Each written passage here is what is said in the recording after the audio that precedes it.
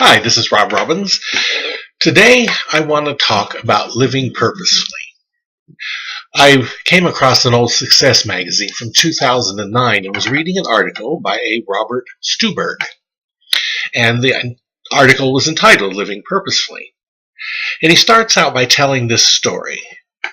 There's an old story about a traveling minister who was invited to speak at a local church to deliver a sermon.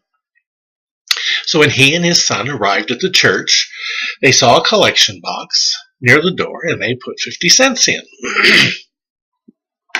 Well, after the sermon, the minister came up to the traveling minister and he says, well, we're not a very rich congregation, but we can give you what is in the collection box. So they opened up the collection box, and lo and behold, there was only 50 cents in there. And at this point, the young son of the traveling minister said, well, Dad, if you had put more money in, you would have gotten more money out. There's a lot of truth to that, isn't there? To that old saying, the more you give, the more you receive.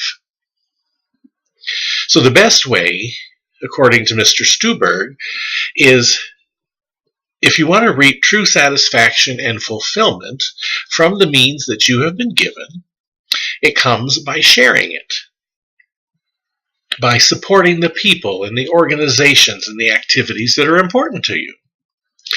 Giving for the pure joy of helping others enables all of us to create more happiness and satisfaction. So, answer this question. How do you envision yourself living usefully? Well, the psychologist Erich Fromm wrote this, and I quote, "Giving is the highest expectancy of our potency."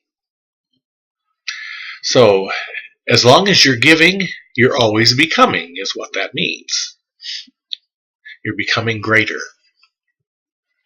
So, viewing our own personal wealth, abundance, our means, however you want to refer to it, is an opportunity that, or it allows us to give, and it is an acknowledgement that we have been given, that we have received abundantly. So what if you don't have a lot? Well, everybody says, don't wait until you have amassed a huge fortune before you start giving. Henry Wadsworth Longfellow said this, and I quote, "Give what you have. To someone else it may be better than what you dare to think." Okay? He says, from what you have. Mother Teresa, who we all know, and the great good that she did, echoed the same sentiment, and her words are this as she counseled us to start small. I quote, "We cannot do great things on this earth. We can only do small things with great love." So, now quoting Mr. Stuberg, directly from the article, he says, "I believe the affluent mindset flows from appreciating all the gifts life has brought you.